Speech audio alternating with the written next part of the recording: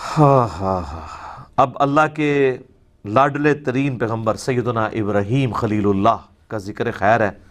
سر یہی اب چلنا ہے کتنے رکوعوں تک؟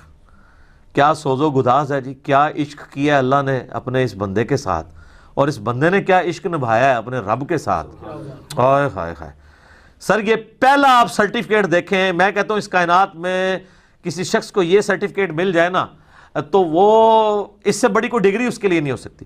وَإِذِ ابْتَلَىٰ إِبْرَاهِيمَ رَبُّهُ بِكَلِمَاتٍ، اور جب آزمایا ابراہیم کو اس کے رب نے جس آزمائش میں، یہ ترجمہ ہے اس کا، جب آزمایا اس کے رب نے اسے جس آزمائش میں، فَأَتَمَّهُنْ، تو اس نے اس کو فلائنگ کلرز کے ساتھ اول ڈگری میں اس کے اندر جو ہے وہ کامیابی حاصل کی ہے۔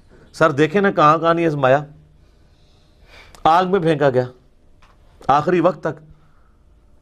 آپ کا کلام کیا ہے؟ صحیح بخاری کے الفاظ ہیں، آگ میں پھینکنے لگے ہیں، حسبنا اللہ و نعم الوکیل۔ ہائے ہائے ہائے سر، اسرائیلی روایتوں میں تو یہاں تک ملتا ہے، چونکہ اسرائیلی روایتوں کے بارے میں جو قرآن و حدیث سے نہ ٹکرائیں، صحیح بخاری کے الفاظ ہیں کہ بنو اسرائیل کی روایتوں کو بیان کرنے میں حرج نہیں ہے، نہ ان کی تصدیق کرو نہ تکذیب کرو، اس لیے کہ ہو سکتا ہے کتاب و سنت کے خلاف ہو تم تصدیق کر دو، اور ہو سکتا ہے کتاب و سنت کے عین مطابق ہوں اور تم اس کی تکذیب کر دیتے ہو، تو جو فٹ ان بیٹھتی ہیں ہم ان کو اس طریقے سے لیتے ہیں۔ تو یہ اسرائیلی روایتوں میں ملتا ہے یہودیوں کے ہاں کہ اس وقت اللہ تعالیٰ نے آزمائش کے طور پہ حضرت جبرائیل علیہ السلام کو انسانی شکل میں بھیجا حضرت ابراہیم کو ٹیسٹ کرنے کے لیے، اور اس نے آ کے کہا کہ حضرت اگر آپ کے تو میں آپ کو بچا لیتا ہوں۔ اچھا، حضرت ابراہیم علیہ السلام کو یہ پتہ بھی تھا یہ فرشتہ اللہ کی طرف سے ہے، تو انہوں نے کہا جبرائیل جس کے لیے مجھے پھینکا جا رہا ہے وہ دیکھ رہا ہے نا، مجھے تیری حاجت نہیں ہے، حسبنا اللہ و نعم الوکیل۔ اور یہ مجھے بالکل حضرت ابراہیم کے کریکٹر میں فٹ ان بیٹھتی ہوئی یہ بات لگتی ہے کہ واقعی ایسا ہوا ہوگا۔ ابراہیم علیہ السلام اتنے خوددار تھے اس حوالے سے کہ انہوں نے جبرائیل کو بھی ایکسیپٹ نہیں کیا۔ قال انی جاعلک للناس اماما، سر یہ قربانیوں کے بعد پھر ڈگری مل رہی ہے، پھر وہ سب سے بڑی قربانی جو 87 سال کی عمر میں جا کے اللہ تعالیٰ نے بیٹا دیا، جب اپنی عمر 99 ایئرز ہوئی، بچے کی عمر 12 سال ہوئی، کہا جی اس کو ذبح کرو، تو دیکھیں کوئی دوسری بات ہی نہیں کی انہوں نے۔ تو اللہ تعالیٰ ماتا ہے پھر یہ سارے جب امتحانات سے گزرا تو ہم نے کہا کہ ہم تمہیں انسانیت کا امام بنانے والے ہیں۔ اچھا، ابراہیم علیہ السلام کی زندگی میں تو گنتی کے لوگ ان کے اوپر ایمان لے کے آئے ہیں۔ سورۃ العنکبوت میں آتا ہے کہ صرف ایک لوط ان پر ایمان لے کر آیا ان کے گھر والوں کے سوا، کوئی صاحب امت پیغمبر نہیں ہے حضرت ابراہیم کوانٹٹی وائز، جس طرح کہ نبی صلی اللہ علیہ وسلم کی امت ہے۔ حضرت موسیٰ علیہ السلام کو اللہ تعالیٰ نے اتنے جانثار لوگ ساتھی دیے۔ اللہ تعالیٰ فرما رہا ہے کہ ہم نے اسے کہا تو ہمیں انسانیت کا امام بنانے والے ہیں۔ ہائے ہائے، تو ابراہیم علیہ السلام کہتے ہیں قال ومن ذریتی، تو یا اللہ جو میری اولاد ہے وہ بھی ہوگی۔ جواب کیا انٹلیکچوئل ہے، مختصر جواب ہے اور کمال کا۔ یہ پوچھا گیا کہ میں تو امام ہوں تو میری اولاد میں بھی امامت ٹرانسفر ہوگی شاہ جی، تو اسے امامت روک دے نہیں پہ ہوں تک۔ اللہ نے کہا قال لا ینال عہد الظالمین، میرا عہد ظالموں کے لیے نہیں ہوگا، یعنی جو تیرے پیروکار ہوں گے نا ان کو تو امامت مل جائے گی۔ امامت سے مراد یہ کوئی منصب یا کوئی امام مسجد کی ڈگری نہیں ہے، مراد یہ کہ وہ لوگوں کو دین سکھائیں گے، انبیاء کا جو دین ہے وہ جو اللہ نے ان کو دیا ہے وہی کے ذریعے اس کا تعارف کروائیں گے امتوں کو۔ تو اللہ نے فرما دیا اس میں بھی کہ تیری اولاد میں بھی کوئی ہوا نا اگر وہ ظالم ہوا، اپنی جان پہ ظلم کرنے والا، سب سے بڑا ظلم کون سا ہے؟ شرک، ان الشرک لظلم عظیم، سورہ لقمان آیت نمبر 13۔ اگر تیری اولاد کے اندر کوئی ظلم کرنے والا ہوا، چاہے وہ شرک کرنے والا یا گناہ کبیرہ کرنے والا، وہ کوئی امام نہیں بنے گا۔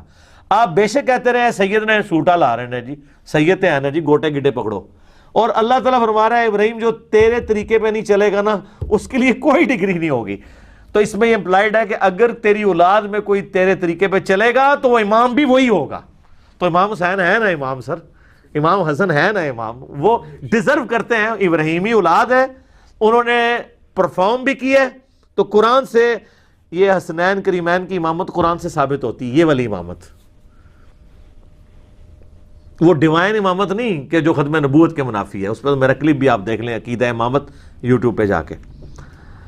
تو اللہ تعالیٰ فرماتا ہے ظالموں کو عہد نہیں ملے گا، ہاں تیری اولاد میں کوئی تیرا پیروکار ہوگا۔ تو یہ وہی حدیث صحیح مسلم کی کہ جس کو اس کے عمل نے پیچھے چھوڑ دیا، اس کا نسب اسے آگے نہیں لے کے جا سکتا۔ اللہ اکبر۔ وَإِذْ جَعَلْنَا الْبَيْتَ مَثَابَةً لِلنَّاسِ وَأَمْنًا، اور جب ہم نے بنایا اس خانہ کعبہ گھر کو مرکز لوگوں کے لیے اور امن کی جگہ بنا دیا۔ وَاتَّخِذُوا مِن مَّقَامِ إِبْرَاهِيمَ مُصَلًّى، اور ہم نے حکم دیا اپنے محبوب صلی اللہ علیہ وآلہ وسلم کو کہ ابراہیم کے کھڑے ہونے کی جگہ کو اپنا مصلی بناؤ۔ اچھا، نبی علیہ السلام جب تک مکے میں تھے نا تو آپ کھڑے ہوتے تھے مستجاب دیوار کی طرف، یعنی یہ قبلہ شریف ہے نا، اگر آپ دیکھیں ریکٹینگولر ہے یوں۔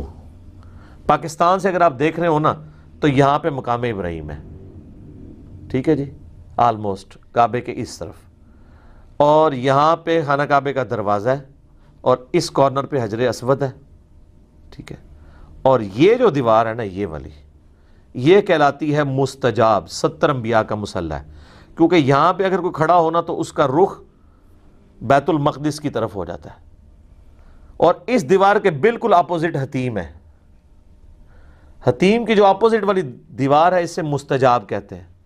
تو نبی علیہ السلام یہاں کھڑے ہو کے نماز پڑھتے تھے تو دونوں قبلوں کا استقبال ہو جاتا تھا۔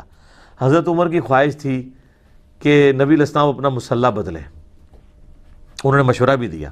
بخاری مسلم میں حدیث ہے حضرت عمر کی، آپ عارضی دیکھیں۔ حضرت عمر کہتے ہیں کہ میں نے 4 باتوں میں اپنے رب کی موافقت کی۔ وہ یہ بھی کہہ سکتے تھے کہ میرے رب نے میری موافقت کی، کیونکہ مشورہ تو پہلے حضرت عمر نے دیا تھا، لیکن حضرت عمر کا یہ ماننا تھا کہ میرے دل میں بھی جو خیال آتا ہے نا، وہ بھی تو اللہ کی طرف سے ہی آتا ہے۔ ایک انہوں نے کہا کہ میں نے نبی علیہ السلام کو مشورہ دیا تھا کہ ابراہیم کے کھڑے ہونے کی جگہ کو نا مصلی بنایا جائے، جب آپ یہاں پہ کھڑے ہوں گے تو پھر اعلانیہ ہوگا کہ اب وہ تو قبلہ گیا، اب صرف یہ ہے۔ تو دوسرا مشورہ دیا تھا کہ آپ کی جو ازواج ہیں یہ رات کو جب قضائے حاجت کے لیے نکلتی ہیں تو پردے کا حکم ان کو دیں، تو آیت پردہ نازل ہو گئی۔ تیسرا، منافقین کا جنازہ آپ نہ پڑھیں، تو سورہ توبہ میں آ گیا اندھا آپ نے کسی منافق کا جنازہ نہیں پڑھنا۔ چوتھا، غزوہ بدر کے قیدی جو ہیں ان کو قتل کیا جائے۔ حضور رقیق القلب تھے، حضور نے فدیہ لے کے چھوڑ دیا، وہاں پہ بھی آیات نازل ہوئی کہ ان کو قتل کرنا چاہیے تھا، چلو اب جو ہوا وہ ٹھیک۔ یہ 4 باتوں پہ، اس میں سے ایک یہ تھی۔ مقام ابراہیم آج بھی موجود ہے، دیوار والی جہاں پہ خانہ کعبے کا دروازہ ہے، اس والی دیوار میں سامنے آپ کو نظر آئے گا ہر عمرے کے اینڈ پہ، اور جب عام طواف بھی آپ کرتے ہیں 7 چکروں کے بعد، وہاں پہ 2 نفل اس کی سیدھ میں پڑھنے ہوتے ہیں۔ وہ اس وقت یلو کلر کی آپ کو ایک سمجھ لیں 6 یا 7 فٹ کی ایک عمارت چھوٹی سی نظر آئے گی جو گرل سی بنی ہوئی ہے پیتل کی، اس کے اندر ایک پتھر ہے، وہ حضرت ابراہیم کی یاد کے طور پر موجود ہے، جس کے اوپر وہ کھڑے ہوتے تھے تو وہ جو حضرت ابراہیم علیہ السلام یعنی دیواریں اوپر جاتی تھی وہ پتھر بھی اونچا ہوتا جاتا تھا۔ اس وقت ظاہر کوئی کرین نہیں تھی، یہ اللہ کی طرف سے غیبی تھا معاملہ۔ تو اینڈ پہ اس پتھر کے اوپر حضرت ابراہیم علیہ السلام کے قدموں کے نشان بھی موجود ہیں، حالانکہ وہ ہارڈ چیز ہے، نرم چیز نہیں ہے۔ آج کل تو آپ ڈال سکتے ہیں نشان، سیمنٹ والی جگہ پہ ڈالیں، بعد میں خشک کر لیں، لیکن ٹینچر پتھر کے اوپر، چٹیل پتھر کے اوپر، یہ احتراماً اللہ تعالیٰ نے ایک معجزے کے طور، وہ آج تک وہ پتھر بھی وہاں موجود ہے، لیکن وہ آپ کو بڑی مشکل سے، ویسے اس کی تصویروں سے آپ اوپر سے جو لی ہوئی اندر سے، اس میں سے آپ کو پاؤں کے نشان نظر آ جائیں گے ابراہیم علیہ السلام کے، باقی مشکل سے نظر آتے ہیں کیونکہ اس پتھر کے اوپر بھی انہوں نے ایک میٹل سا چڑھا دیا ہوا ہے، تو وہ ایگزیکٹ اتنا وہ قریب سے نظر نہیں آتا۔ تو وہاں پہ حضرت ابراہیم علیہ السلام کا وہ مصلی، اور آپ دیکھیں انہوں نے جو سلطنت عثمانیہ کے اندر کم از کم 300 سال تک 4 مصلے ڈال کے رکھے، وہاں پہ بھی یہی جھگڑا رہتا تھا، تو وہ مصلی کوئی بھی تیار ہی نہیں ہوا۔ یہ خانہ کعبہ ہے، یہ مقام ابراہیم ہے، پاکستان کی طرف سے دیکھیں تو بیسٹ ویو ہے، حجر اسود والا کارنر بھی آپ کو نظر آتا ہے، دروازہ بھی، اور یہاں پہ یہ بھی، اور حتیم بھی نظر آتا ہے یہاں سے دیکھ رہے ہوں۔ تو سر یہاں کے اوپر اس کارنر کے اوپر نا جناب وہ مصلی تھا حنبلی، یہاں پہ شافعی، اور اس جگہ پہ کر کے جو ہے وہ تھا فقہ حنفی تواڈے وڈے بھراواں دا، اور اس طرف تھا مالکی مصلی۔ مقام ابراہیم پہ کسی کا مصلی نہیں تھا۔ میرا یوٹیوب کے اوپر بڑا ڈیٹیل ہے اماموں کی گستاخی کا فتویٰ مسئلہ 197، اس میں تو ہم نے کلرڈ تصویریں 1925 کی 1955 کی دکھائی ہیں، تو آپس میں جھگڑتے تھے. ساروں کی خواہش تھی کہ ساڈا امام جڑا وہ ابراہیمی ہے, تو ابراہیم علیہ خالی ابراہیمی کا. تو یہ بدبخت رہے 300 سال تک کسی کو توفیق ہی نہیں ہوئی مقام ابراہیم پہ کھڑے ہونے کی, کیونکہ وہ کہتے تھے ٹھیک ہے اسی بھی نہیں کھلواؤں گے, تسی بھی نہیں کھلو گے, نہ کھیلیں گے نہ کھیلنے دیں گے. جب سعودی حکومت نے یہ 4 مسلح اٹھوائے تو انہوں نے مقام ابراہیم پہ اتنے 100 سال کے بعد واپس امام میں کعبہ کو کھڑا کر کے 4 مسلح اٹھوائے, الحمدللہ. تو یہ مقام ابراہیم کی ہسٹری ہے, بڑی انٹرسٹنگ ہے اور بڑی دکھی بھی ہے اس حوالے سے کہ امت کیا کرتی رہی ہے اس مقام ابراہیم کے ساتھ, جس کو قرآن میں کہا گیا تھا کہ مسلح بنانا ہے. وَأَهِدْنَا إِلَىٰ إِبْرَاهِيمَ وَإِسْمَاعِيلَ, اور ہم نے ابراہیم سے اور اسماعیل سے یہ عہد لیا تھا, ان کے بیٹے اسماعیل سے, أَن طَهِّرَ بَيْتِيَ لِلطَّائِفِينَ وَالْعَاكِفِينَ وَالرُّكَّعِ السُّجُودِ. یار دیکھیں پیغمبروں کو اللہ کہہ رہا ہے, سب سے جلیل القدر پیغمبر اور اس کا بڑا بیٹا اسماعیل, اللہ کہہ رہا ہے ہم نے دونوں باپ بیٹا دونوں پیغمبروں کو کہا کہ صفائی کرو ہمارے گھر کی, یہاں پہ طواف کرنے والوں کے لیے, اعتکاف کرنے والوں کے لیے اور رکوع اور سجود ادا کرنے والوں کے لیے میرے گھر کو صاف رکھو. مسجد کی صفائی کرنا کس کی سنت ہے؟ نبیوں کی. اور یہ کام کس نے اسائن کیا ہے؟ اللہ نے. سر یہ بھی فضیلت ہے. ویسے تو بخاری مسلم میں کئی احادیث ہیں مسجد کی صفائی کی فضیلت کے اوپر, لیکن یہ قرآن میں آ گیا کہ اللہ نے کہا کہ میرے گھر کو صاف ستھرا رکھو, للطائفین طواف کرنے والوں کے لیے, والعاکفین اور اعتکاف کرنے والے کے لیے, والرکع السجود اور رکوع اور سجدے کرنے والوں کے لیے.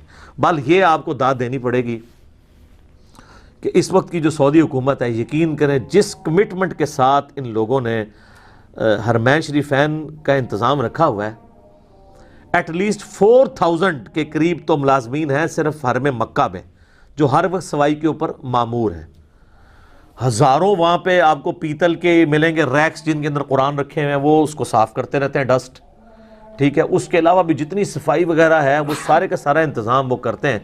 اور آپ دیکھیں کہ دنیا کے آلموسٹ 150 سے زیادہ ممالک, 150+ ممالک کے لوگ, ہر قسم کی عادتوں والے لوگ آئے ہوتے ہیں. میں نے تو وہاں حبشیوں کو دیکھا ہے کہ وہ وضو خانے پہ بیٹھ کے نا اپنی تہمت ایسے اونچی کر کے وہیں پہ پیشاب کر کے نا تو وہ ٹوٹی کھول کے استنجا بھی کر لیتے ہیں کہ چھوٹا پیشاب تو ہے, ٹھیک ہے.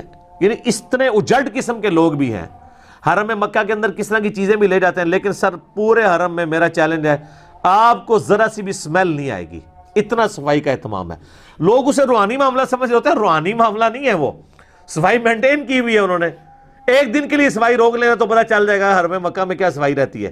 لوگ سمجھتے ہیں شاید کوئی فرشتے آ کے صفائی کر جاتے ہیں. او جی خاص خوشبو ہے, وہ یہاں پہ بھی آپ کو ملی ہوتی ہے نا خوشبو, تو لکھے ہوتا ہے غلاف کعبہ. اور سر وہ خوشبو غلاف کعبہ سے نہیں آ رہی ہوتی, غلاف کعبہ کو لگائی ہوئی ہوتی ہے انہوں نے. وہاں ٹپیکل ایک سمیل آپ کو تھرو آؤٹ آتی, بڑی اچھی سی, وہ اس صرف کی ہے جو وہ وہاں پہ ڈٹرجنٹ بلکہ کہنا چاہیے, صرف تو ایک خاص کمپنی کے ایک برانڈ کا نام ہے ڈٹرجنٹ جس سے وہ صفائی کرتے ہیں. اور دیکھیں اہتمام یہ ہے کہ وہاں پہ انہوں نے وہ جو گاڑیاں صفائی والی رکھی ہیں وہ بھی بجلی کی چارج ہے, کوئی انجن نہیں ہے ان کے اندر, بیٹری کے اوپر چلتی ہیں, کوئی آواز نہیں. آپ کے پاس وہ چل رہی ہیں آپ کو آواز آنی نہیں, ظاہر ہے وہ بیٹری والی ہے. اور وہ طواف کعبہ روکے بغیر اس طریقے سے بیچ میں انٹر ہو کے ساتھ ساتھ صفائی کرتے جاتے ہیں, طواف بھی جاری رہتا ہے. اتنا بہترین انتظام کیا ہوا ہے. تو وہ آج تک وہ معاملہ الحمدللہ اس طریقے سے جاری ہے.